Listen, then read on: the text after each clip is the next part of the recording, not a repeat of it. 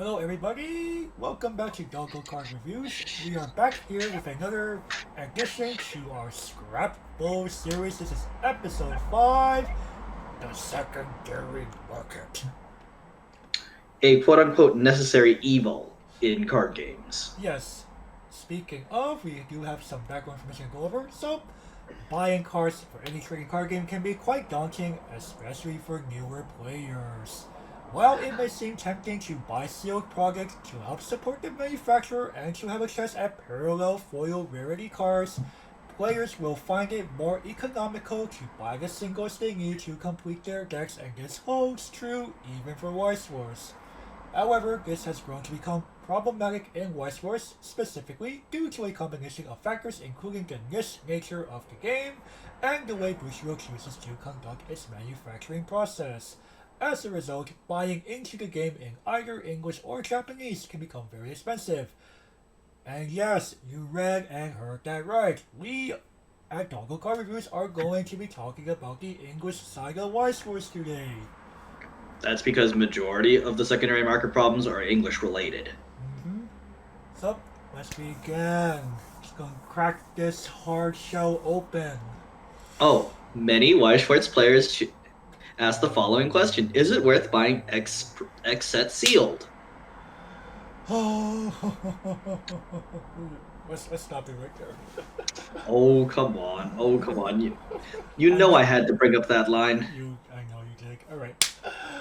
Availability of Japanese cards in English-speaking regions. While vendors in English-speaking regions have carried Japanese product as early as the game's debut in 2008, factors like the advent of the official English localization of the game and the ease of buying cards from Japanese vendors via online proxies have prompted many of these overseas vendors to limit or even stop selling Japanese products and cards entirely. As a result, finding cards from sellers in one known country can be quite the treasure hunt.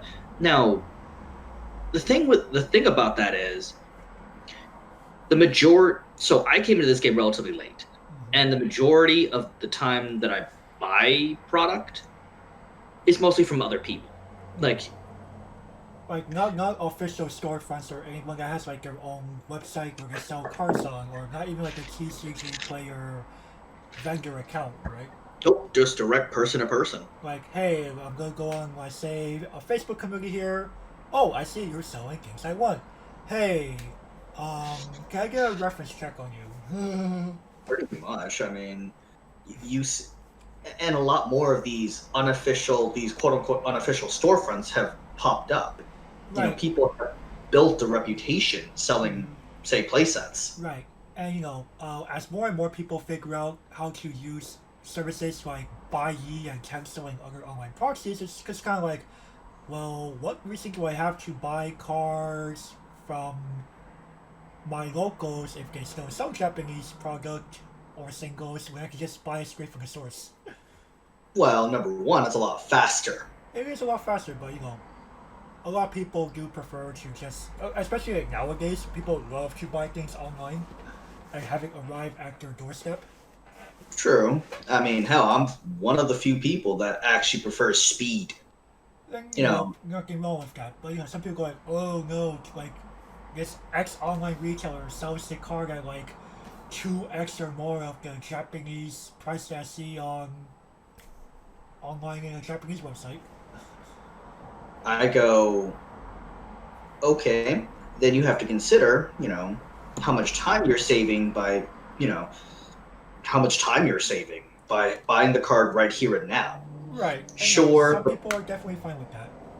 sure, there's a bit of a markup. However, you majority of people don't place a value on the amount of the amount of time that they spend. I'll Like definitely they agree with don't that. they value their time at effectively zero, and I just go, so you don't value the time that you get to play with said cards? And that's the thing. Some people are okay with that because they're like, I'm in no rush. Most people are in no rush to play X title or something.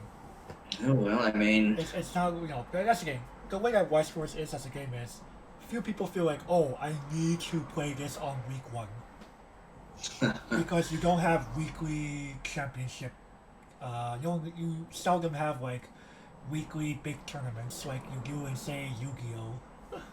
I mean, In fact, a lot of people at my locals get surprised when I can literally when a set releases and I literally have it for that Sunday. They're like, "Wait, Right. what? You already have that set?" Like, "Yep, Yeah. came fresh in the Yeah. mail." And that's the thing. Like some people just simply don't mind waiting like another week or two to be able to play X title because they're like, well, I'm mainly playing at locals. But most people can just simply say like, yes, I play Weiss Schwarz mainly at my locals for competitive play, right? I You're not mean, going to like you're not going to a regional every 2 weeks or something. bruh, if that happened, holy, this game's dynamic would change considerably. Exactly,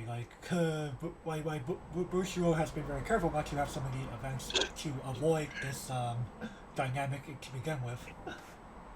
Though I would argue they're too conservative, and we need more Japanese centric events here in non-Japanese speaking countries. Right. But anyway, back to the point we're trying to make here.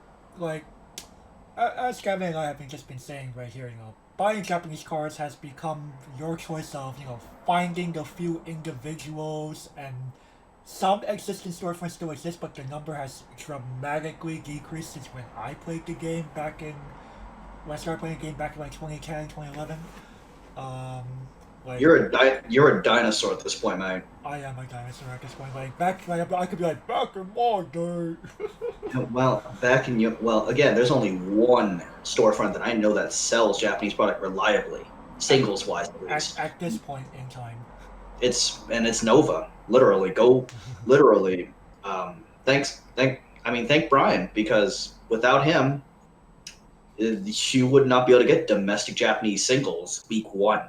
Right. And Like, and like it's some, like, like that's another thing.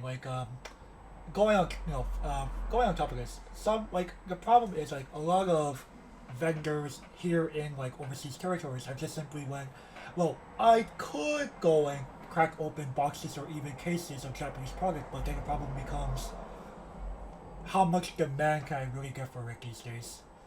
I mean, pretty much you can expect the good cards to be bought out immediately. Of course, but then even if you You're do that, stuck. like you're still gonna be stuck with a lot of unsold stuff, You're gonna be stuck with a lot of. it clogs inventory.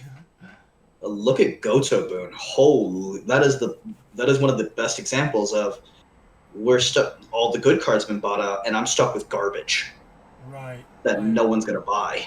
right. You're stuck with even like some double R's you're like stuck with because of the way that set's designed.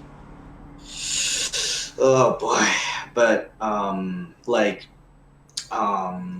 SBTCG strictly broken. No longer sells Japanese product. Same with the big Titan JKTCG. JKTCG, Card Academy, John is out now. Yeah. Oh, well, Car Academy is just more of like they're just currently stopped functioning until further notice, right? No, John's done. John's done. Right.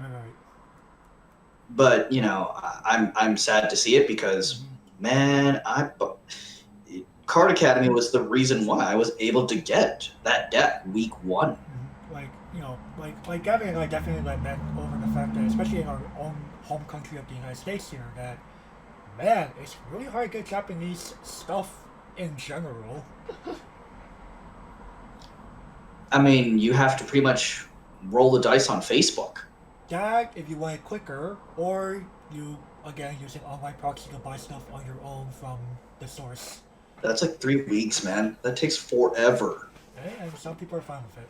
Again, like, as I told you, because of a lack of overall events, there's really no incentive to have your deck week one of release. True. Or as I like to call it, 5 ever. 5. All right, next slide. So yeah, we're gonna move on here. So, supply bottlenecks in the English game. An issue that we face is insufficient stock, because sometimes there's a much higher demand than expected from the player, so the products run out way before the release date. And yeah, we would advise players to place their pre-orders early with the retailers or shops, so that we can get a more accurate numbers when we are gauging the production quantity. So, with Japanese cards and product becoming ever more and more scarce in overseas markets, players and vendors alike have increasingly become more incentivized to buy into the English game. However, Bushiroad Southeast Asia intentionally manufactures as many sealed products as distributors pre-order for the vendors they work with. As a result, there is almost always a supply level of English cards that cannot satisfy the demand on the secondary market, as players who build decks by primarily buying singles do not partake in the pre-ordering of sealed products. So, look on Facebook right now, if you were to look on any Facebook group that sells Weiss Schwarz, and you will see primarily you will see them primarily sell English playset pre-orders. They're trying to sell you a playset, not singles, because they don't want to be stuck with the garbage cards. Pretty much every single vendor realizes the problem with selling singles. Pretty much most vendors refuse to sell singles. They're like, no, I don't do singles. Right, it's just easier to, they'd rather just open up product, assemble the playsets, ship it out, be done with that product until the next one. They'd rather sell nothing. They'd rather literally get zero. Right, and like another thing is just also like, you know, because of like this lack of, because of this intentional bottleneck, because, you know, the problem is Bushiroad does not want to be stuck with a bunch of sealed products that they can't really sell. So Again, they rather just be like, okay, distributors, how much are y'all pre-ordering for your vendors and retailers? Oh, okay, 15 cases? Sure thing, we'll make 15 cases worth of boxes for you. now that's why every English set is pretty much a master set. It's not because Bushiroad's purposely. It's it's because of Bushiroad's intentional design in manufacturing. But, you know, and that's the thing. Like, there's actually there's a video series. You know, where we will like have this video like playing like right before the slide about an official statement from the marketing department that, you know, they're aware that people have had trouble getting the stuff they want or any given product in any given game that they manufacture. But, you know, they emphasize like, hey, we need to know how many cases and boxes we need to manufacture and ship out. Otherwise, you know. Now here's a theory and a theory only. People don't intentionally pre-order so they can effectively flip. They buy the product at release. They wait for it to become scarce and flip it later. It's a theory and theory only. They don't want to pre-order because they don't want to flood the market. They want to intentionally keep it scarce. Right, but that's the thing though. Like someone does have to pay for the pre-orders to begin with, right? Because otherwise there'll be no manufacturing. There'll be no manufacturing. Now, of course, notice it's almost never the scalpers themselves. Because the thing, and of course, this drives singles prices through the roof.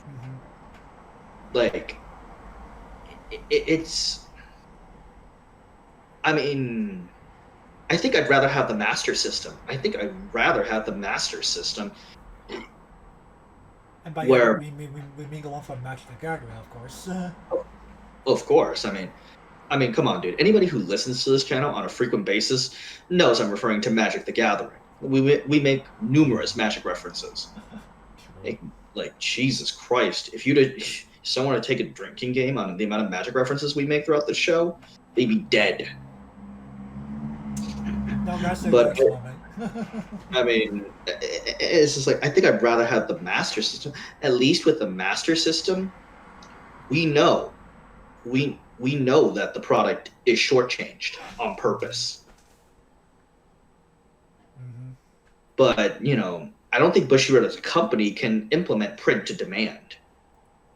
No. The print to demand system. But, you know, well, Southeast Asia right. in particular.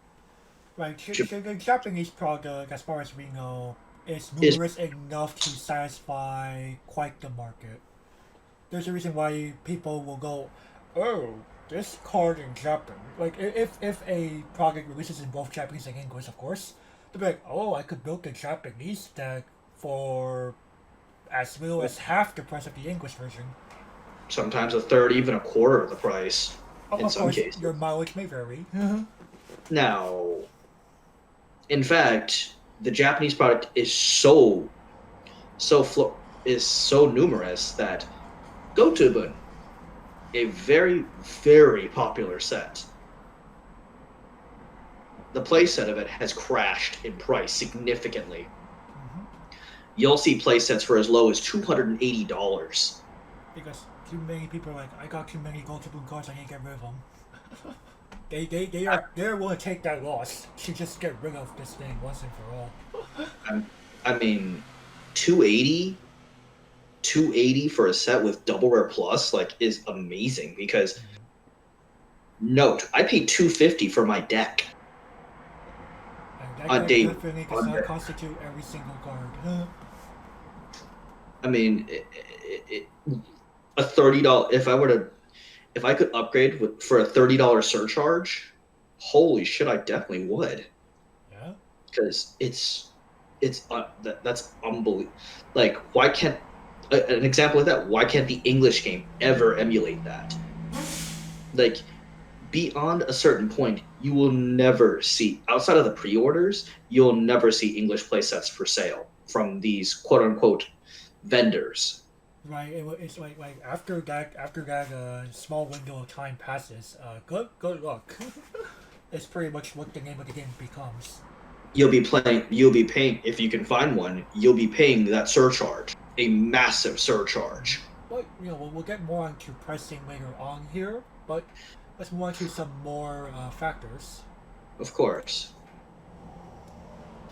Promos. There have been essential promo cards that can only be obtained from events, with a portion of these only be given to those who qualify for the World Championship event of the Bushiroad Championship Series. As a result, these end up being scarce in supply and driving their prices upwards. So, obviously right now, the time we're recording this on October 11th, 2020, big events have not really been happening, but Bushiroad did start doing this thing called the Thank You Festival, where there are some exclusive promos that you can get only from going to a shop participating in that campaign. The Sakura level 1 combo from Fate in English. If you want that promo, boy, oh my god. Right. I've seen a playset of that particular card sell for 1,200 USD. Oh lord. And that's the only source for that combo, right? Yep, that is the for the promo version of that combo.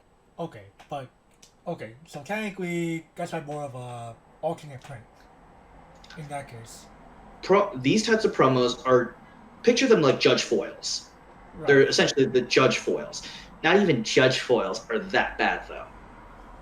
Right. Not even the judge foils. I guess just because judge foils is because there are many more events that judges get to partake in to get their incentives, right? True. Whereas, you have only one world championship a year. I mean, not even from the vault is this bad. Right, exactly what I'm talking about. Oh yeah, definitely. The thing is, even if we start talking about, say, the World Championship promos, like, Thank You Festival, the Thank You Festival campaign cards, and another thing is this, part of the Thank You Festival campaign was you had to buy sealed product from that store to receive promos. Now, don't get me wrong, it's a very, very good incentive, don't get me wrong. It's a nice incentive to buy sealed product, but again, with the problem we mentioned just before this of the whole supply bottleneck, the intentional supply bottleneck, it becomes hard. I mean, those boxes might have been scalped at that point. Like, those boxes might contain nothing but junk left because of the way that Bushiroad prints their product. Like, let's say, for example, the SEC or the SSP has already been cracked from that case, and all you have is loose boxes from that case. Like, why would you buy the sealed product at that point? Right, but again, the incentive is, like, hey, here's some very, very nice promos that you get only during this limited time campaign. You know, buy this much product to get this many promos. Like, it had a good intention. But poor execution. Because it's ultimately up to the individual retailer. I mean, the 1-0 Goblin Slayer combo. Oh my god, trying to find the World Championship version of that card? Good luck. Right, Your only choice is buying it from scalpers. That's your only choice. The thing is, unlike, say, Judge Foils, the problem with, like, especially BCS World Championship promos is the fact that, okay, like, the big name, like, vendors with an official storefront, those guys will most likely not even have this because they're like, we don't know what kind of price to put on this thing. We don't know how much to buy it back for. Or, like, we could, but it's also, like, a risk. It's a risky investment for the bigger retail, not retail, but for the bigger official storefronts. I mean, the World Championship promo of the Bid 3-2, she sold for 500 USD. You could buy a Tundra for that. And I don't know about you, man, but I'd rather have the fucking Tundra. Let's go, Tundra. Or Savannah. Or the Savannah, dude. The Savannah. Well, you know what I'm talking about, too. Definitely. I do. But, like, all in all, though, like, like that's some of these things you just kind of like there's no current market price on because of how few copies there are in existence. Period. Right. I mean, there are more Savannahs in existence than that promo. Mm-hmm. There are more Tundras in existence than that promo. Mm-hmm. But I'm just saying, man, like, there's a reason why most storefronts will not buy dual lands, OG duals. Mm-hmm. They're too risky.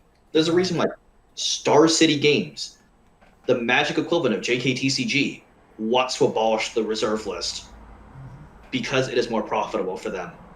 Right. It is honestly more profitable because reserve list cards, yes, they hold high value, but guess what? If you never sell them, they're worthless. Right. So. And the BCS Championship promos are the same boat. The same boat. There are only for all intents, 24 copies or something at any given time at most.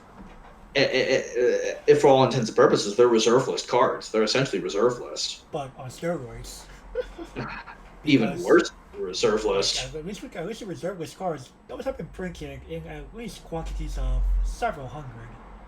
Right, and you can still find sealed alpha and beta packs somewhere.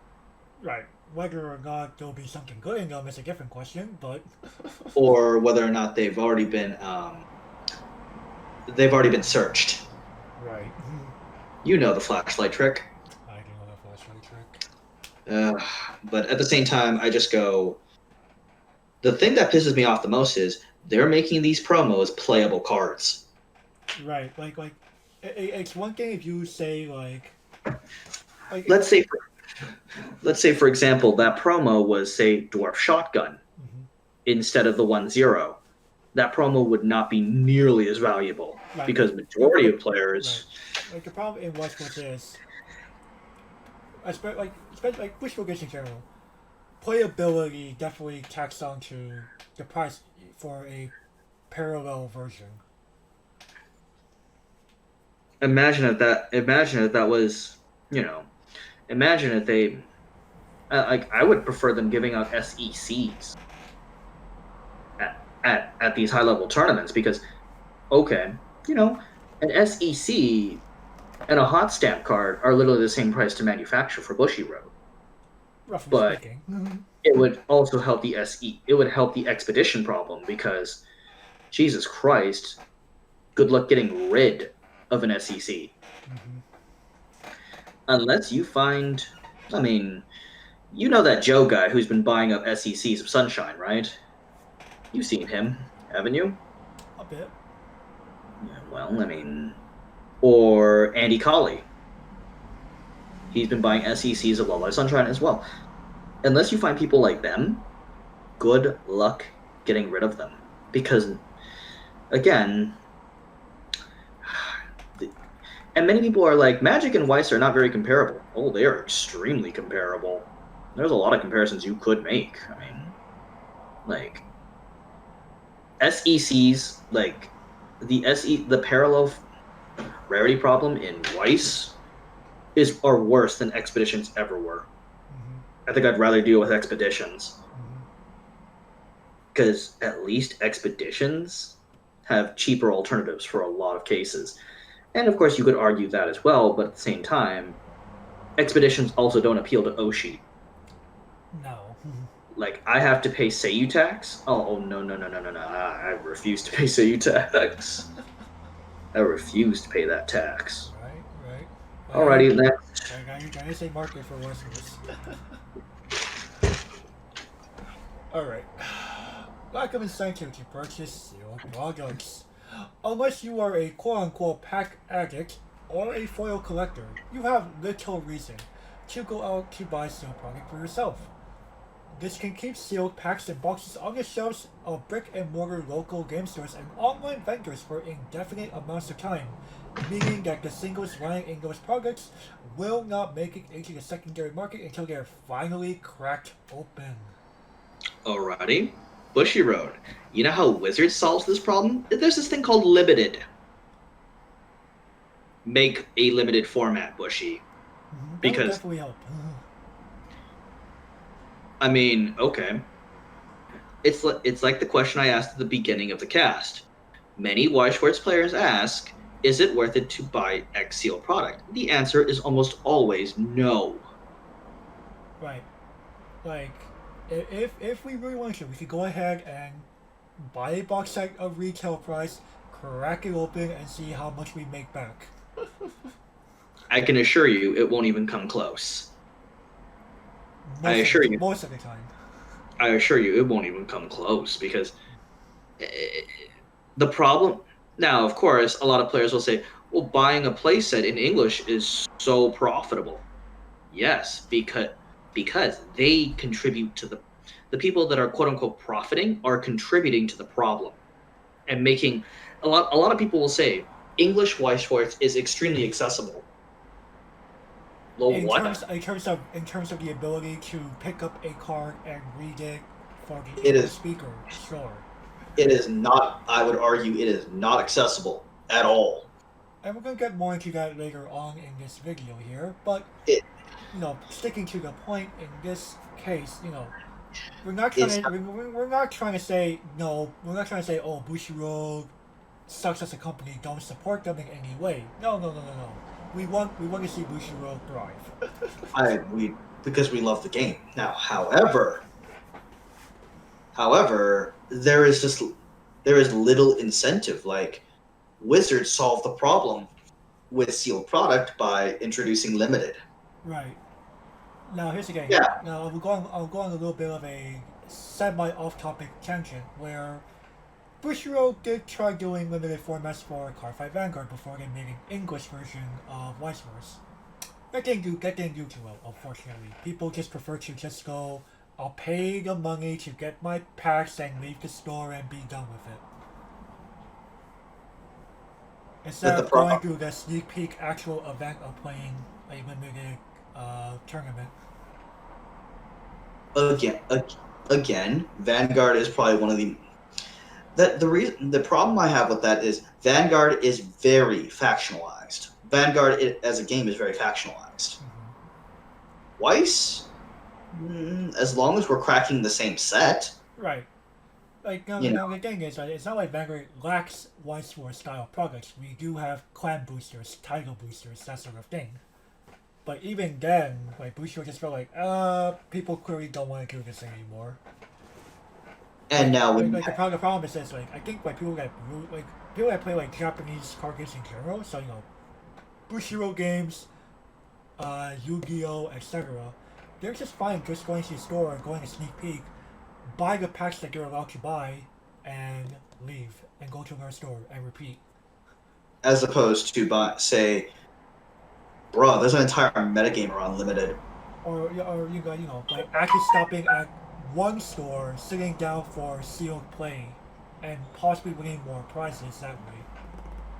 I mean, if Bushiroad were to actually provide out actual prizes, I see limited thriving. Right. Like there's a reason why like on more recent set reviews we've been talking about viability of cards in a limited context.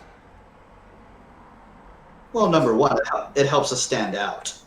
There's that, but but it's also like the real reason is we would like to see it actually happen. Oh yeah, I'd love to sit down for say Go to Bin Sealed, or even the Go to Bin Draft. Right. But okay, so most people would counter, but we have SECs and SSPs to incentivize opening packs. Not really. Like, okay, sure, but how many players is that? First off, out of 100 players, maybe one or two, and even then, it is cheaper and more efficient to buy the singles you need. Even in that case, like, I mean, yes, you pulled an SEC. Looked at the market value of said SEC. Yute has it for 400 USD. Good luck selling it for anywhere near that.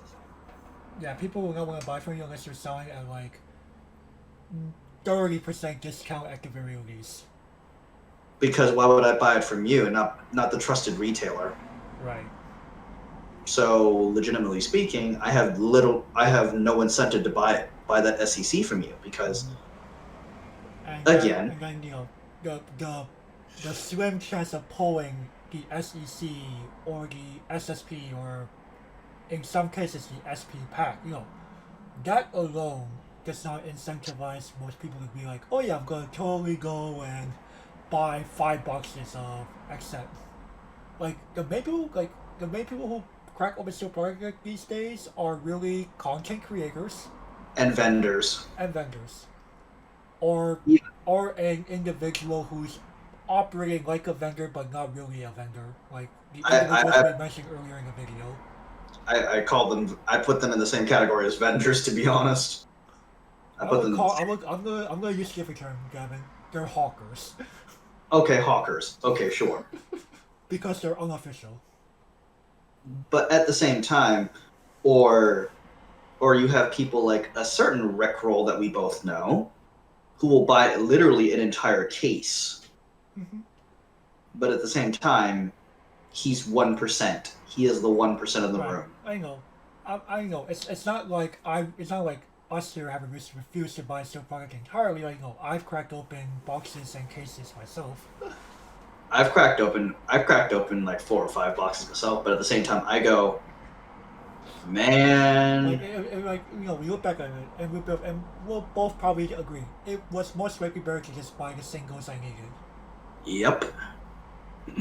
I mean, there's a reason why Magic will never do playsets. Mm-hmm. Never.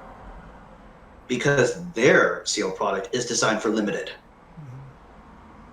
100% designed for limited. Magic players know that, so why would we ever open the sealed product? Right. But at the same time, I just go, there is zero reason for me to buy a sealed product. I just go, as things currently stand.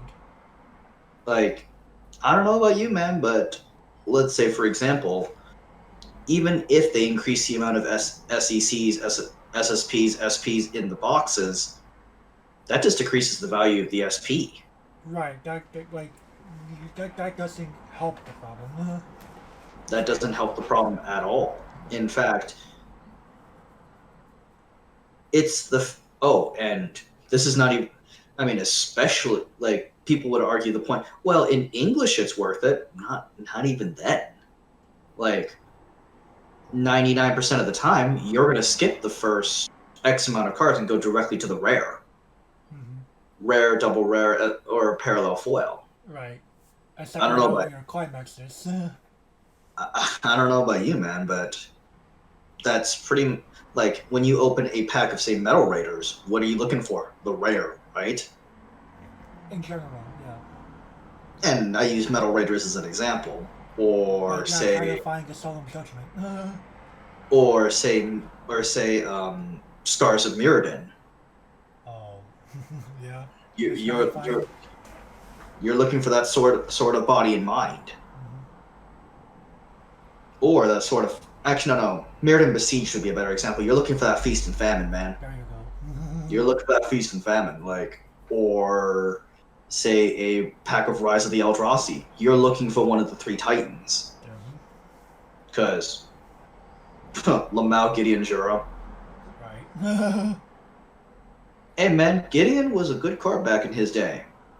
Gideon was a good card. You're right. But I'm getting ahead of myself. Yeah. Like, unless you're a pack addict, like, okay, the quote unquote pack addicts,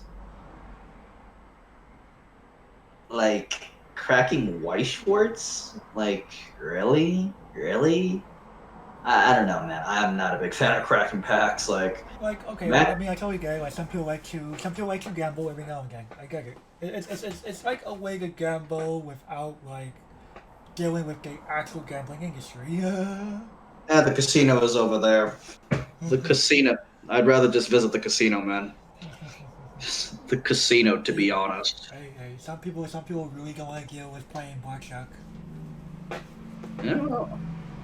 I mean, you practically gave $4 to the store for zero return. So. Hey, to be fair, at least speaking, that store probably needed all the help it can get than that casino down the street. At least with the casino, I can go get wasted for the amount of money that I waste there. Oh my goodness. I can get wasted for a hell of a lot cheaper. All right, next. Oh boy. Oligopoly of the secondary market. To compound with dwindling supplies, there is only a small handful of vendors who will sell singles via an online store. Chances are, if you bought Weiss Schwarz singles from these online storefronts, the number of unique names can be counted on both of your hands. Furthermore, this oligopoly may be one of the only ways for some people to buy Weiss Schwarz cards from, as their local area may not have any physical storefronts that sell products or singles for the game. So, you already heard us mention a couple of names earlier in this video. JKTCG, Strictly Broken TCG, Nova TCG, Card Academy. There is definitely more than this, but we list them down, we can definitely count them.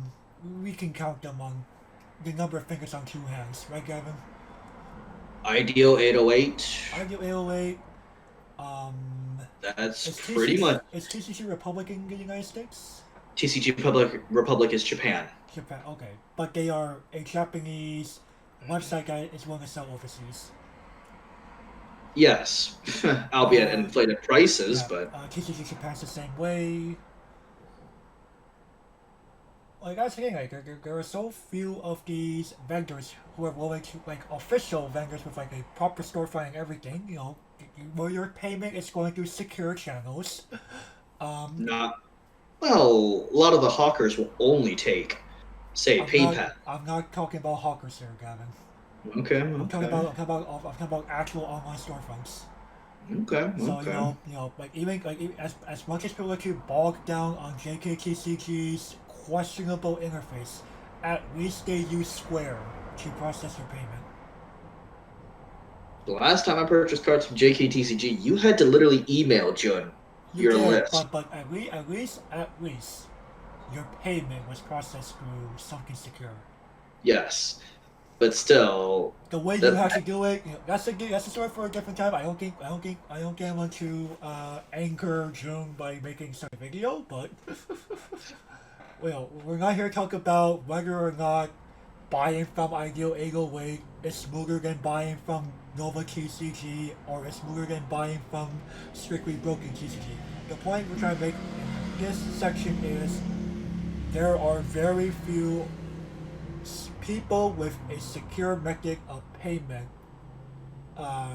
that offer the ability to buy Weiss Schwarz singles and products online. Especially the English market. Holy. Your choices are very limited.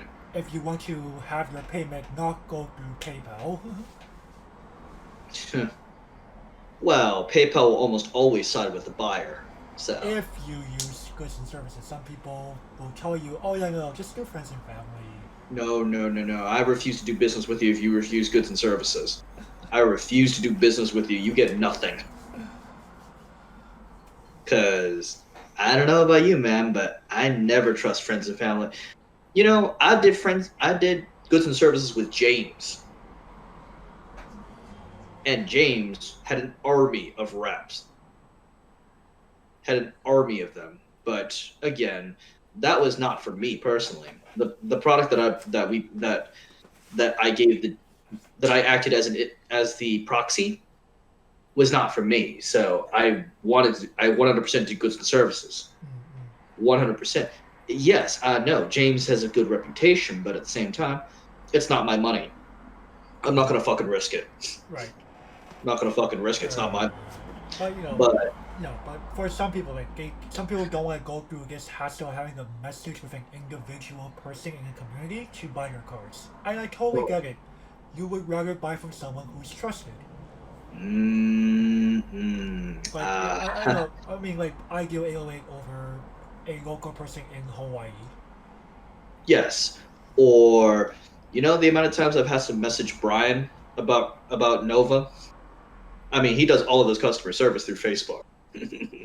Right. But what I'm trying to say is, since people just prefer to go to like an official storefront, and Sure. because of that additional barrier, or not barrier, additional layer of security. And Nova is a storefront, even though Brian does do all of his customer service Like through you do a payment through something encrypted, right? PayPal. He does it through PayPal. Oh, okay. So Nova TCG is kind of like on that borderline between But Brian won't scam you. yeah, definitely, yeah.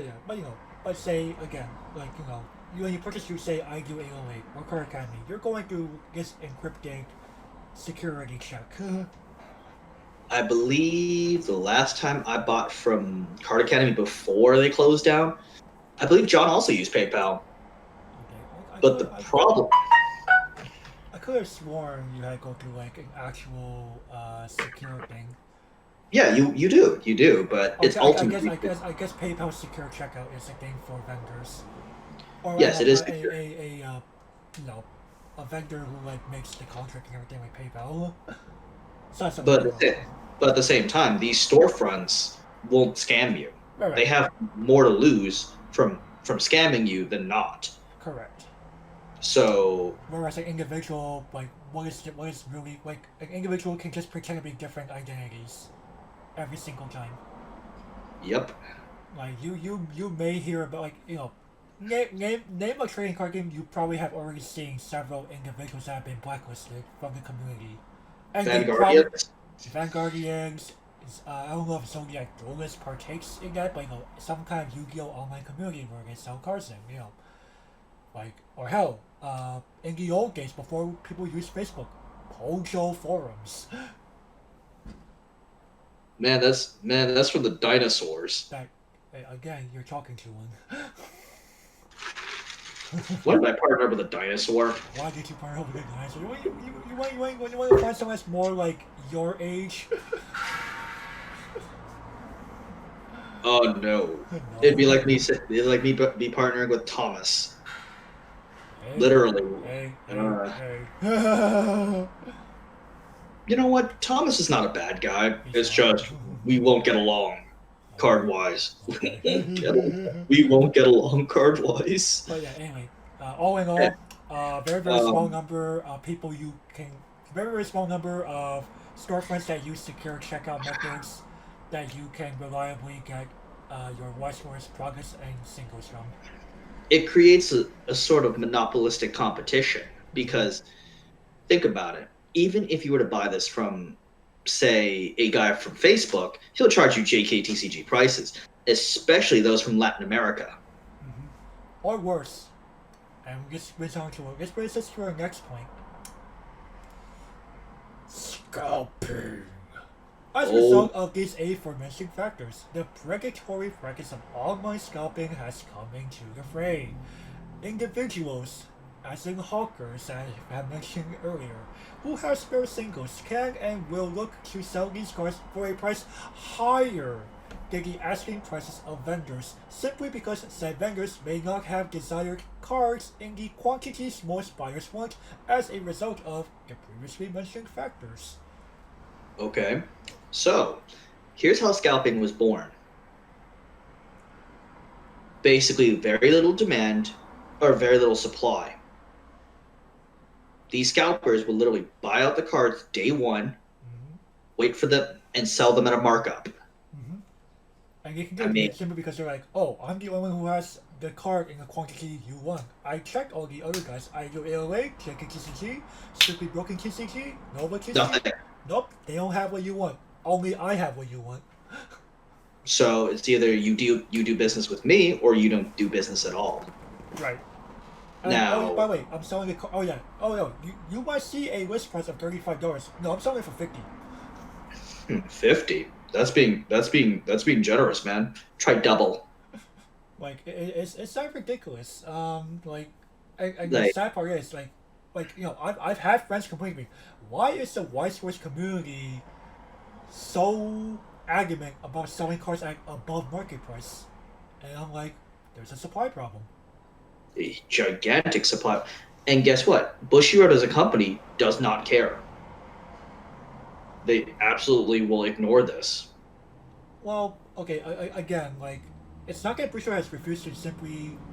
It's not that Bushiroad has simply refused to acknowledge that this problem is existent, but they say to solve it, you tell your local store to tell their distributor, hey, get more product.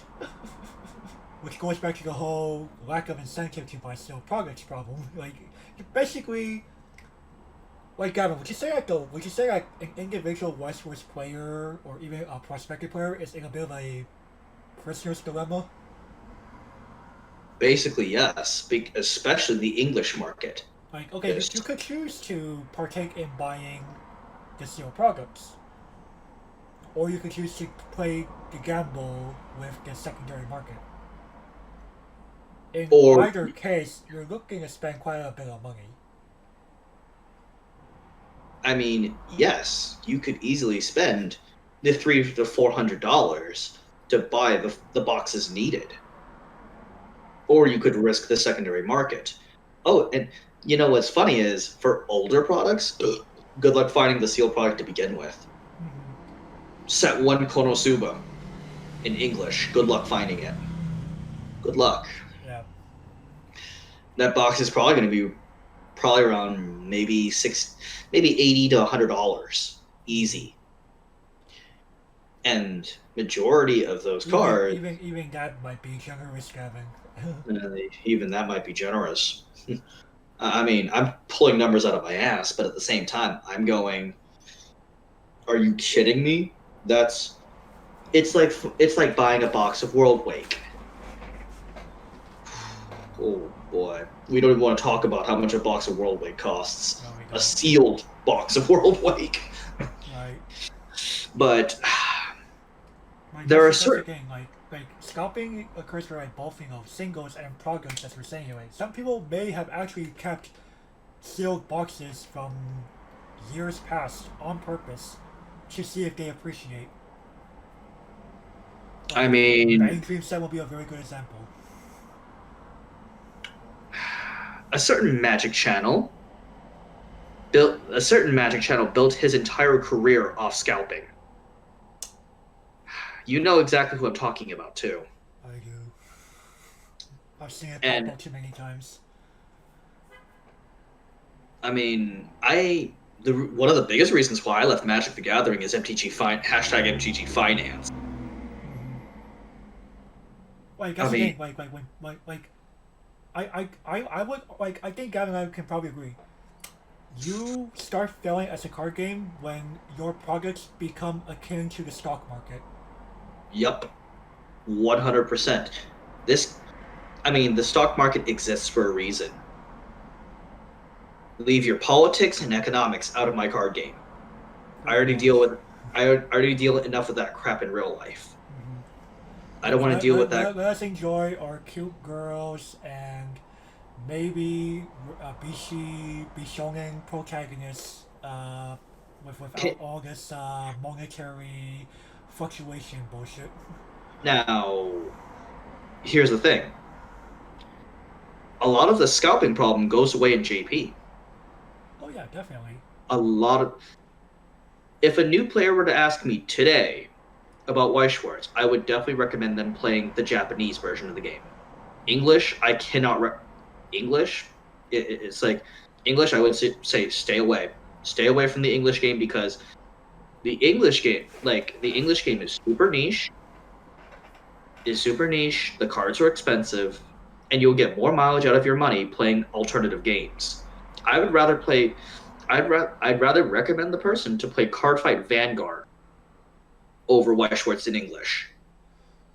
Or say Yu-Gi-Oh! I would genuinely recommend Yu-Gi-Oh! Over this game in English. Mm-hmm. In the JP format, welcome. Mm-hmm. But in English, Sir Pokemans, you could probably you could probably buy a meta Yu-Gi-Oh! Deck for around the same price you could buy a English meta deck. Right. And you'll get a lot more mileage out of that fucking Yu-Gi-Oh! Deck. Mm-hmm. Even with the ban list. Right. And hey, that really brings us into our next topic here. English prices equals high barrier of entry. While we typically focus on the Japanese game, we simply cannot glance over the absurdly high prices of the English game, even at base rarity, and their impact on the health of the game. We get that Bushiroad wants to push the English game in its overseas territories, yes, but it's become very hard to suggest any new and prospective players to enter the English game as a result of the financial investment necessary to get one's foot through the door. Yep, as I was just saying, it's really, really hard to tell someone who's interested, like, oh yeah, definitely come and play English, it'll be fun. I mean, sure, it'll be fun to play a game, but it'll be fun to pay the absurd amount of money to get that deck built. Probably not. Even a meme deck is expensive. Right, like, Gavin here knows I wanted to build the coin flip version of Fate for a while because it's a fun deck.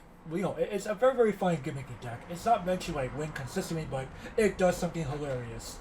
But building that will cost me like at least $350 as of today. He could buy a competitive Japanese deck for less. Right, as Gavin will like unironically tell me, just buy competitive Go to Bloom. Yes. Or hell, 42 Cube plus 8 souls. Plus 8 plus 2 souls. There you go. That shit is expensive in English. Like, and that is a definition of a meme. Mm-hmm. I mean, can it win games? Yes. Will it win games? Yes, it will. Eventually, yes, it will. Yeah, just give it enough times. But at the same time, why does this deck cost more than $50? Right, like that's kind of absurd. Like, I mean, like a Kubi, okay. That Kubi should be like at most a quarter each. Should doesn't mean it is. That Cube is more like $2 to $3 a pop. Ridiculous. I mean, okay. So, my co-host can agree with me on this one. So, there are 3 things that I mentioned to a new player. There's a certain triangle that I mentioned to new players. Pick 2 out of these 3 options: English, budget, competitive. Yeah, that's very true. Pick 2 out of those 3. Mm-hmm. And the 2 keywords that I recommend people to pick: budget and competitive. Mm-hmm. I would I would highly suggest you stay away from the English game at this point because, majority of players, especially new players, will try to emulate the best decks in the game. They will look online and be like, let's buy the championship deck that just won last year. Mm-hmm. Oh dear Lord! Even if you have the money, good luck finding the supply to fulfill out your deck order. Right. Because you look on JKTCG, SPTCG, Ideal 808, and all of these other English vendors, and you'll go, "Fuck, they're out. They're out. They're out Mm-hmm. of pretty much everything." Mm-hmm. Now you have to buy it from a scalper. Mm-hmm. Well, you're probably gonna have to spend at least a 20% markup or more. 20%? You give the scalpers way too much credit, man. 20% markup? That's nothing. Try a 50% markup. Minimum. Okay. I'm just giving a little bit of the benefit of the doubt here. Yeah, well, I despise scalpers. Despise them. Actually, so back to scalpers for a moment. A guy was selling Data Live for $300. I immediately jumped on it. So did a scalper. One of the most prominent scalpers. I told him to reserve the set. I bought it. He's all like, well, I have 2 other people interested. Like, you buy it within the next 24 hours or it's sold to the scalper. I'm like, okay. How much is shipping? $20. Okay, here's $320. Or here's $320 plus the goods and services fee. You got it. Give me that set now. Because I knew that if I didn't buy my playset then, that scalper was going to turn around and flip it for $450. Mm-hmm. He's going to sell it for UUT pricing. And then some, probably. Oh, and then he's probably going to charge you an extra $100 for. Like, he's going to charge you full retail for the double rares, and then charge you like $100 for everything else, and say that's a bargain. And the sad part is, some people will actually believe it. It's not. It's really not. Because that's the thing, like, how many people are willing to just actually travel down the UUK website and add up everything to really see? I am. Yeah, but you're probably part of like this, 1 to 2%, right? In fact, people might mark me as a scalper. In reality, I'm just a cheap ass. Mm-hmm. Like, I know what scalpers look for. I know what the scalpers look for. And I buy things for scalper prices, but I never sell anything. If you were to do a reference check on me today on the Facebook group, they'll say, that guy is strictly a buyer. He never sells anything. Mm-hmm. And I'll be like, yes, I never sell anything, proving I'm not a scalper. Because scalpers buy and sell. I only buy. Left and right. Left and right. Like, new product comes out, okay, I'll buy the playset. Like, they live buy low, sell high. They breathe that shit. And I just go, okay, it's a product I'm interested in. Let's buy it low. Buying thing, Oh, and of course, let's say, for example, you ask them, let's say, for example, they have an SP that you're looking for. One of the scalpers has 2 SPs I'm looking for. I asked him the prices. He's like, UUT pricing. I'm like, I said, no, thank you. Immediately. He's like, why not? I'm like, first off, you're going to charge me shipping from Europe, and you're charging me UUT pricing. I can get it cheaper by ordering off UUT directly. Mm-hmm. And yes, those cards are in stock. He's like, were you seriously hoping to get a deal? I'm like, potentially, yes. Like, that's the thing. So another, especially, on this topic really quick. A lot of these scalpers feel like they're entitled to be able to sell at market price or higher. Unlike most other trading card game communities that are, especially, if you go to say Vanguard, or, just even Vanguard, people will usually sell under market price to try to push stuff, right? But in Weiss Schwarz, it's like, oh no, there's like almost no competition. What are you worried about? Or so they think. They think they're entitled to selling at market price or higher because they think there's practically no competition. Look at the Latin American sellers. Latin America and Europe especially. The Latin American sellers will say JKTCG plus shipping from XYZ Latin American country. And Europe will be like JKTCG / EUT from plus shipping from Europe. I'm like, excuse me? Or even Southeast Asia.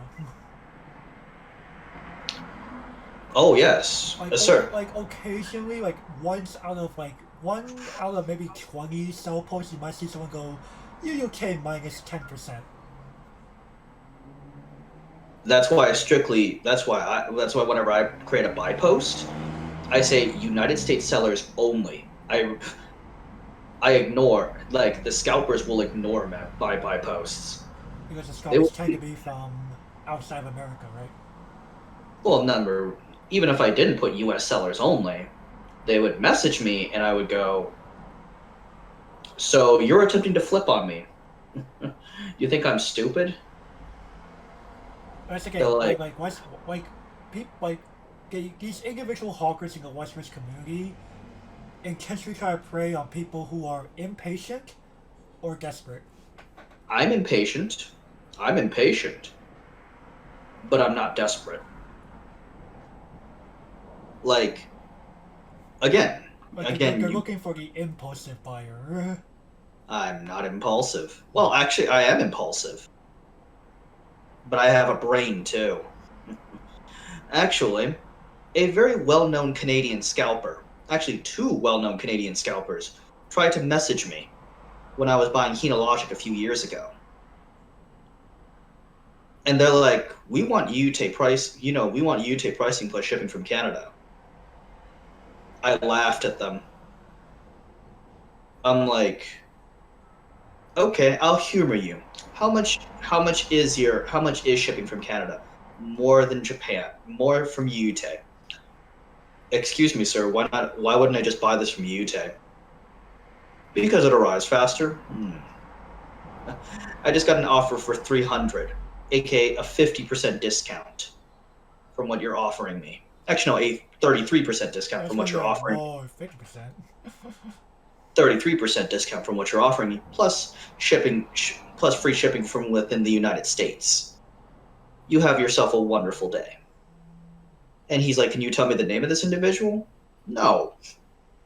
I'd be like, I'm not at liberty to discuss that information, sir. You have yourself a wonderful day. Yeah, it sometimes does feel like, that kind of story just goes like, wow, is there really like an actual, like, you guys are going cutthroat at each other? Oh yeah, there's the Weiss Schwarz community acts like the mafia. It's a little sad. And like this is the type of stuff that can drive the game to the ground. Yep. And of course, that seller and I are actually pretty good friends now. I bought, I mean, legitimately, when I was buying Konosuba last year, the guy was literally willing to sell me $750 worth of cards for $375. He sold to me at a 50% discount with shipping from North Carolina. I almost brought him onto the show, dude. If we were doing Da Capo right now, shit, he'd be on here with us. Oh, I see. He's literally, and the thing is that, what's funny is the scalper tried to match the guy's pricing. Huh. And I'm like, I already bought it. He's like, oh. And he's all like, screw you. I'm trying to get rid of this. I'm like, excuse me? There's no reason to be belligerent. There's no reason. That was uncalled for. There's no reason to be belligerent. Like, right. That's another thing. Like, again, we're still kind of we're definitely still a little off topic here, but really, really quick. Sometimes these individuals do act like they get easily agitated and have a terrible sense of doing customer service. I'm like, have you ever worked in a customer service position? If so, I'd like to speak to your supervisor. Like, how are you allowed to get away with this behavior? Like, this is completely unacceptable. This is what he's like. Are you trying to get me fired? Like, not necessarily get you fired, but get you reprimanded at the bare minimum. Like, that type of behavior. This type of behavior is absurd. Oh yeah, definitely. Like, you're not entitled. Like, get off your goddamn high horse. Right, like, And they feel they're entitled to both their, ability to sell at market price or higher, as well as entitled to coerce a potential buyer into actually buying when they have zero obligation to do that. like, Holy shit. there's a reason why I say U.S. sellers only. It repels off the Singaporeans. It repels off the Singaporeans. It repels off the Europeans and the Canadians. And like the Latin Americans, right? Oh yeah. Well, Latin America is repelled off by JP only Right. for the most part. So, legitimately speaking, those 4 areas, like, notice it's never Japanese people. It's never Australians either. It's one of those 4 groups I just mentioned. No, it's not like I was trying to be racist or anything. I'm not. It's just strictly from experience. Look up, if you don't believe me, see for yourself. See for yourself where all of these scalpers are from. Now, obviously, I will buy from, say, a Latino person that lives in the U.S. The reason why I do U.S. only is because, number one, I'm more likely to get better prices, and 2, shipping is much easier on both ends. Mm-hmm. We can easily track it through the United States Postal Service. Right. Like, you buy from Singapore? What is tracking? Oh, no. That'll be an additional 30 Singaporean dollars. Excuse me? No. Okay. I believe. Okay. Here. So if you're in the U.S. like Gavin and myself here, for some reason, I do not know why, but the United States Postal Service does not actually do tracking for anything coming out of Singapore. Right. You have to go through SG Post's website. Yeah. And SG Post is dicey at best. There's a reason why. In fact, I will actually name one of the biggest Singaporean vendors. Wilson does non-SG Post. He refuses to do SG Post. He does DHL or FedEx. He refuses to use any other service because SG Post is completely 100% unreliable. Right. My co-host here has had a few colorful words for SG Post. Oh yeah, that place deserves a taste of my shoe. I mean, I still flex those honk promos, man. I still like to flex my honk promos. Honk honk. Pretty much. Hey man, you could buy them for $3 each.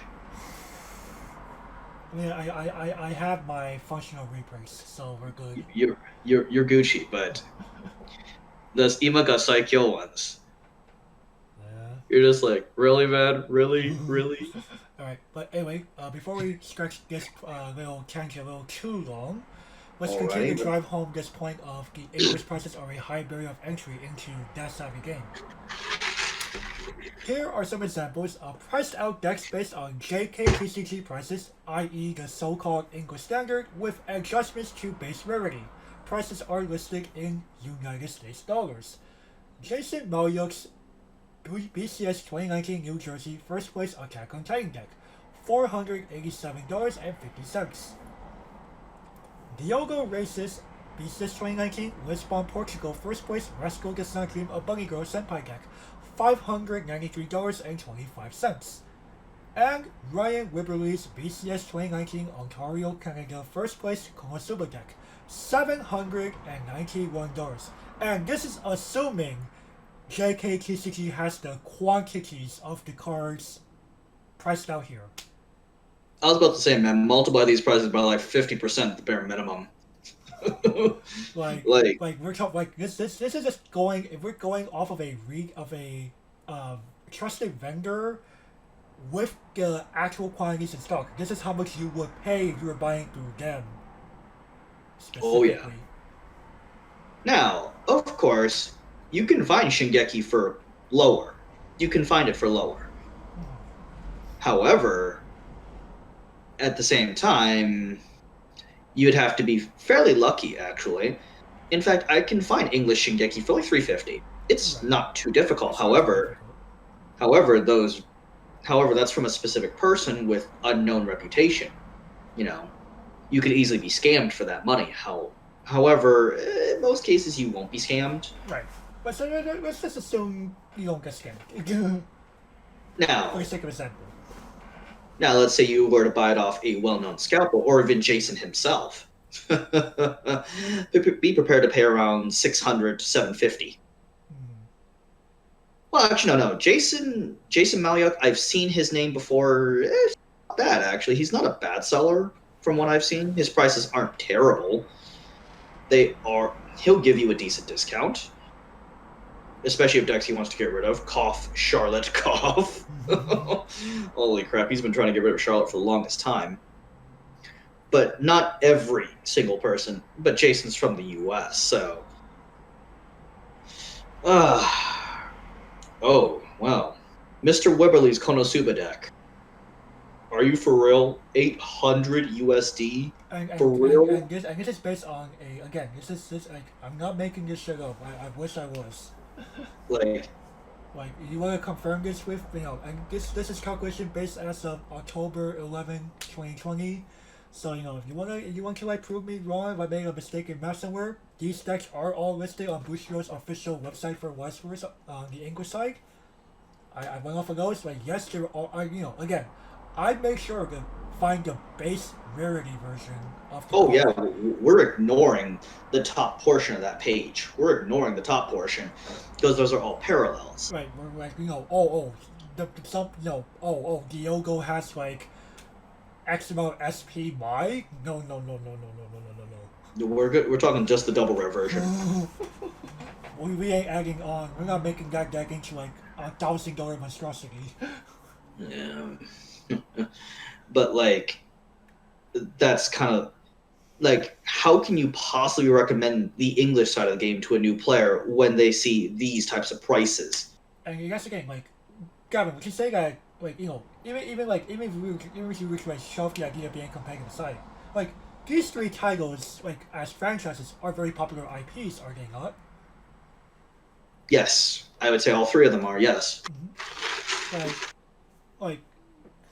To build a competent deck of these three popular titles, it's gonna be quite the hefty penny. Okay, so let's make a comparison real quick. Together with Nasuno, Kaede Asasagawa is 25 USD in English, is 4 in JP. I don't think I need to say very much. Right. Oh yeah, of course. These are all titles that have a Japanese release. None of these titles here are English originals. Isn't Batman Ninja fairly cheap? Kind of. The most expensive cards I think would be JC and maybe the Batman Restander? It's a very good question. Look it up real quick. Because we're not counting card captors, because technically that has a JP counterpart. Right. Yeah, if you want to play... the double R spread here is actually not too shabby. Considering JKTCG prices. How much is JC? Let's see here. I'm looking here.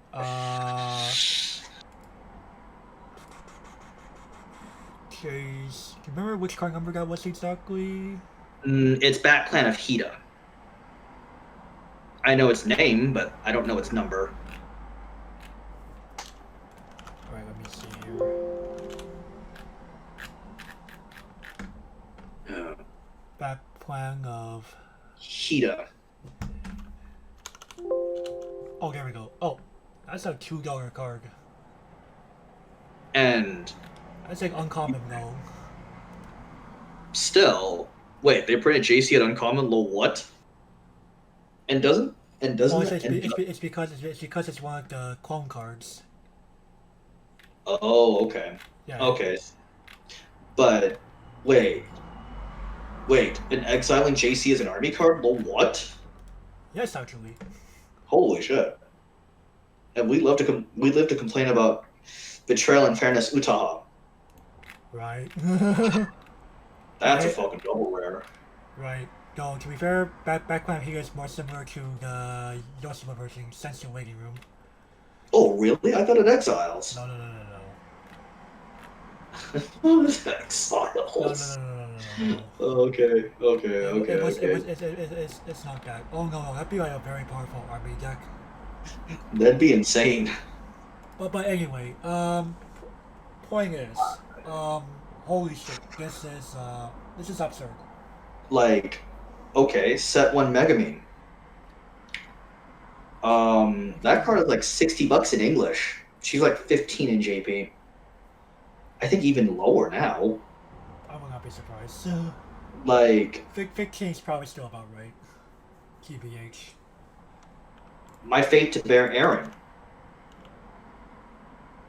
is probably the closest comparison. I mean, Aaron is like, I think 45 in English. He's like 25 in JP. Like, Shingeki is probably the closest. Like, barely. Well, Shigeki's probably the closest price-wise in either language, but at the same time, even JP Shingeki is a lot cheaper. Right. But, well, barely anybody plays Shingeki. Fans of our tier listing, well, spoiler alert, I'm probably putting Shingeki in B tier now. I'm probably kicking it out of A tier at this point. It's just not very good anymore. And, the lack of representation on top of that, right? Oh yeah, the lack of representation, the fact that the deck hasn't changed, like It's still the same thing it was in 2017. Which, I'm sorry, Aaron's good at preventing reversal combos. What's a reversal? Like in 2020, like what's a reversal? You're not getting it. Even trial deck combos are saying, what's a reversal? And reversal combos are so powerful now. Look at Science Bay. Like, Science Bay is an example of, yeah. But anyways, we're getting off topic. And the thing is that I honestly cannot recommend like when people recommended to me, oh, just play English when I first started. I was like, okay, I'll give this game a try. Because and that's the thing. I get it. It makes a lot more sense if you are a native English speaker and you want to be able to read the cards that you and your opponent are playing. I get that. Little did Victor realize I know Japanese. Right. That's why let's talk about like 98% of current and prospective Weiss Schwarz players here. Okay, that's true. Jesus Christ, why am I the exception to nearly every rule? Fucking right. I'm the exception to nearly every rule because, well, I know Japanese, so I could have slipped comfortably into the Japanese game. And I'm so snugly fit in the Japanese game that at this point... We recognize the patterns that Bushiro uses to write its card abilities. I can just read the sentence out loud at this point. Just read the sentence out loud in Japanese. But most of the words I could have just very terrible with certain kanji. Oh, well, it's... But at this point, I just go... Fuck. At this point, I just go, come on, Bushiroad Japan, give us more Japanese-based events here in the U.S. Like, I get it. You want to promote the English game overseas. And that's why they've done things like, oh yeah, in the in the North American circuit, you may play with your English original decks. So we could potentially be seeing Adventure Time. Yep. At WGP. Or Mob Cycle 100. Or for the people that belong in the at Arkham Asylum, Batman Ninja.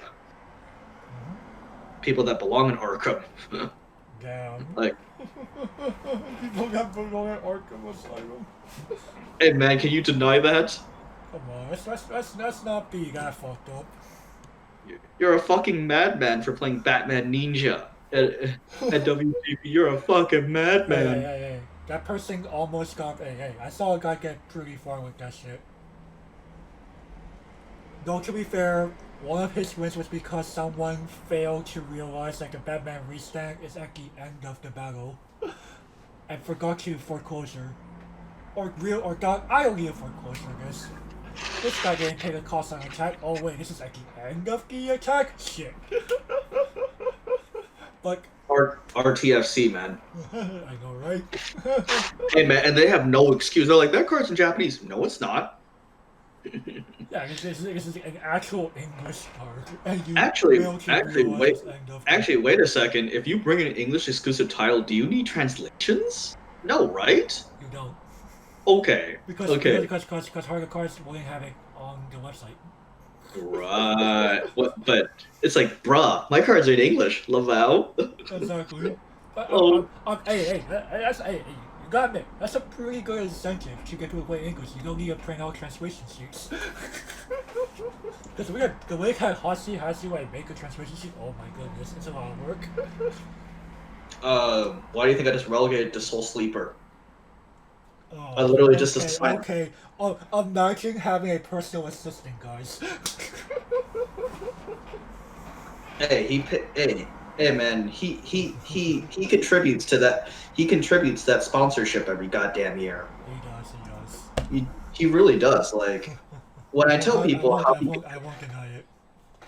It's like he does contribute. He does pay. He does pay a portion of it in labor himself. Oh yeah, definitely.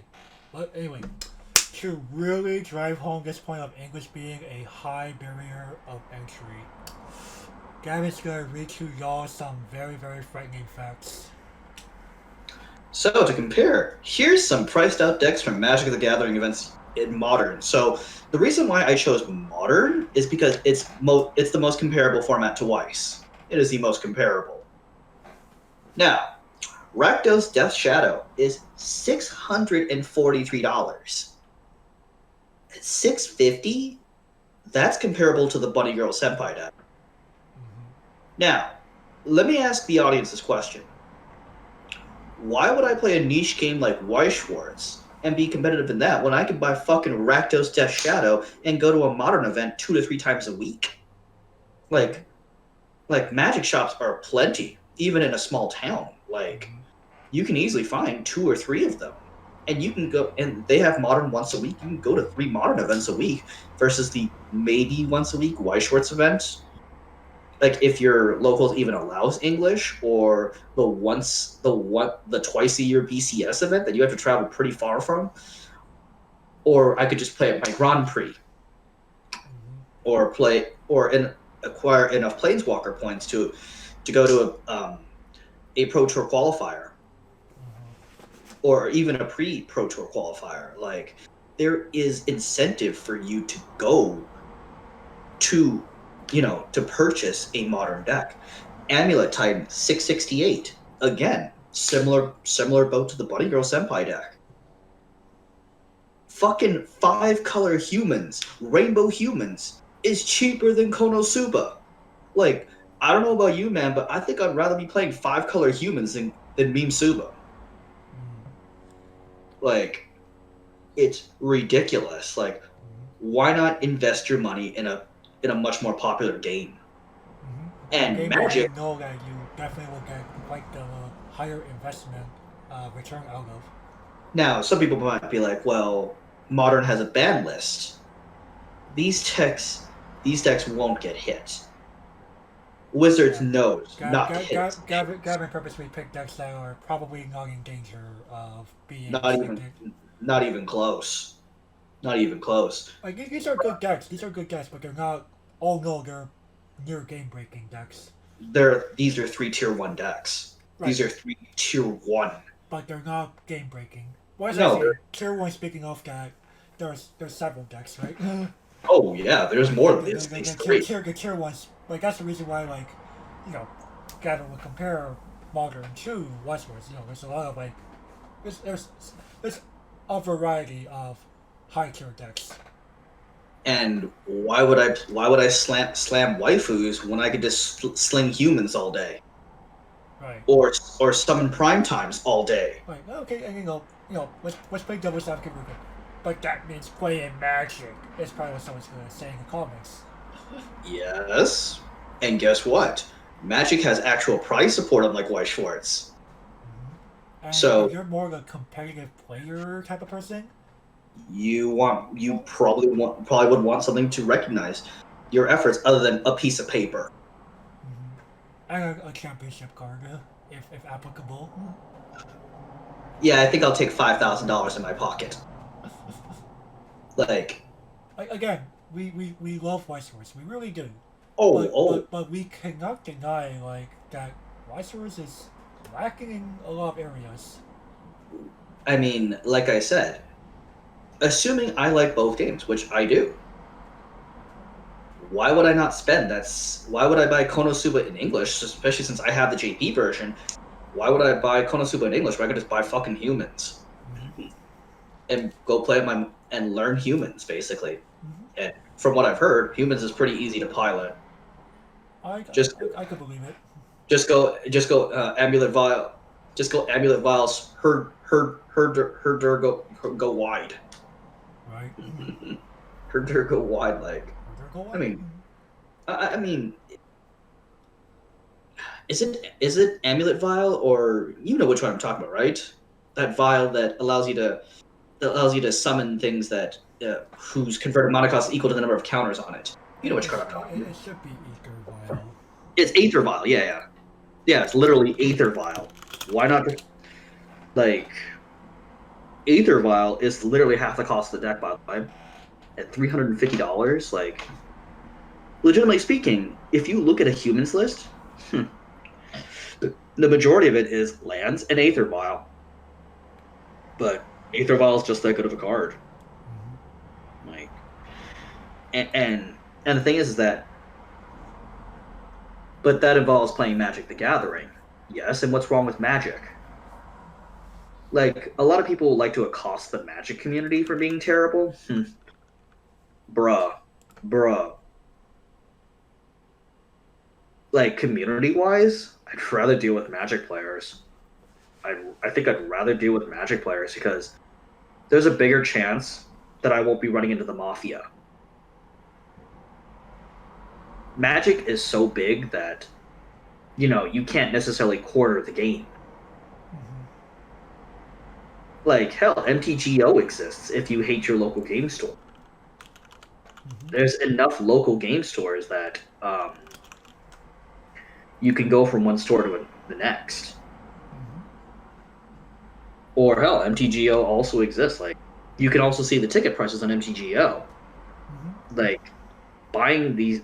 That's another thing that Weiss Schwarz lacks is a digital way to play the game. Well, an officially sanctioned online method. Yes, of course.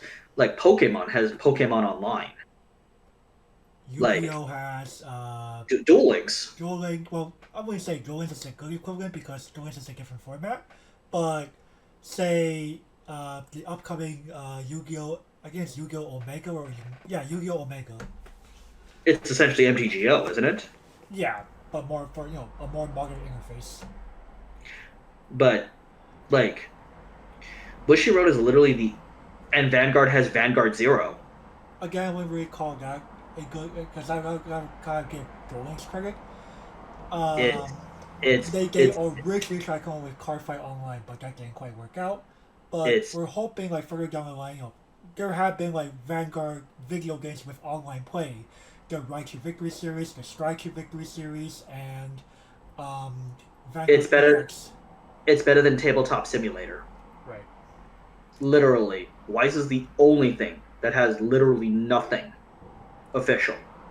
Even Vanguard Zero is better than nothing, man. Even if it's like a completely different game altogether. It's better than Zip, isn't it? Like imagine, say we got a digital version of Weiss that was on a rotational base. You can only play titles from the past 2 years. You know, who has gotten support in the past 2 years? You know, that'd be a different metagame entirely. But like you would not see. Well, actually, no, you'd see Circus. You'd see things like Da Capo, Fate. You'd see, you know, older sets, but you know, my point is that why would I recommend a person to play Weiss Schwarz in English when I could just recommend them one of, you know, if they're willing to give, say, Magic a try? Why don't I just recommend them to buy one of these decks? Right. Like, my closing thoughts is basically Masters level supply has caused all of these problems. Literally has caused all of these problems. The thing is, it's like, you know, it's not like Bushiroad's like trying to purposely like, it's not like Bushiroad's like purposely causing. It's just more Bushiroad wants to make sure that it as a company is not ending with overstock. Like I would think, like, you know, that's okay. No company wants overstock, right, Gavin? No, but Wizards of the Coast avoids it. Right. Entirely. Right. And you know, and that's again, like, it's not what we're trying. It's not what we're trying to give. It's not what we're trying to say. Wizards of the Coast is like the holy grail of trading card game manufacturers. They have their own share of dumpster fires. Double Masters, anybody? Right. But at the same time, we also cannot deny that they did some things right. Oh, they do a lot of things right. There's a reason why we constantly mention Magic. Like, there's if you were like, there's a reason why they were able to make this game back in the late '80s and have it last up to now. Well, I'd argue that's mostly because of MTG Finance at this point. I'd argue that's because of MTG Finance, but well, actually no, MTG Finance will literally kill Magic. Actually no, they can't even kill Magic. I mean, that's again, like, there's always going to be a market. It's more like because of the numerous ways to play Magic that keeps people interested. Right. There's not just the singular format. Well, in Weiss, we technically have multiple formats. It's just nobody plays them. Right. Well, I mean, Bushy, make limited. Create limited. Create limited. Come on, Bushy. Like, if they were to make limited, a lot of the overstock problem would be solved. Here, you want price support? Here's some more packs. And I'm just like, you know what? Okay, I don't mind it. But at the same time, I go, oh, this fuck. Now, of course, that's why we on Dark Card Reviews love discussing limited. And we'll continue to discuss limited, but only for the singular sets. For sequel sets, I think we'll try to avoid limited because of the fact that there might be references to cards in previous sets, or just that won't exist in limited. Right. But for standalone sets, stuff like Go to Burn, or if anything, a debut set for a title that's going to get expanded. Man, I wish we talked. Did we talk about limited a lot in Data Live? I can't remember. Or did we start with Go to Burn? I think Go to Burn was the real start of it. Okay, well, we're gonna continue. There might have been like off mentions of limited in Data Live, but that'd be about it. Man, well, Go to Burn's where we really start to hit limited. I mean, pretty much my ending thoughts are, Bushiroad, you created a great game. Now make it great. Pretty much, like, or make it great again, perhaps. Oh my God, dude, that's President Trump. That's President Trump's slogan, man. Make America great again. All right, man. Do you have any closing thoughts? Like, yep. I mean, Like we would like to be able to recommend both the English and Japanese games to people, but doing both is difficult because of the other games we mentioned already. And even then, like even with the Japanese game, it could be hard because of how few ways there are to obtain Japanese cards if you yourself don't really know how to navigate Japanese websites. I do, Again, but you're like 2%, and so am I. But I a new and prospective player, like they're gonna have trouble getting to Weiss Schwarz in general because of these supply bottlenecks and a lack of official or not official, but a lack of legitimate vendor support for say a Japanese game, and this oligarchy that doesn't seem to be willing to grow into more businesses anytime soon. And like just like a general lack of availability in the greater scheme of things is really making it difficult to get people to want to truly embrace the game when they otherwise could not. TLDW. If you're planning on playing English, just play Magic. Just play Magic instead.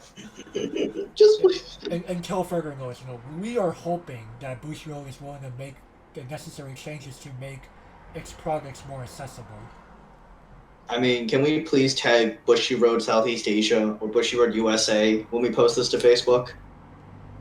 Oh man, I mean, we could try and see what happens. Yeah, it's like we should just tag them. Be like, here, listen to this.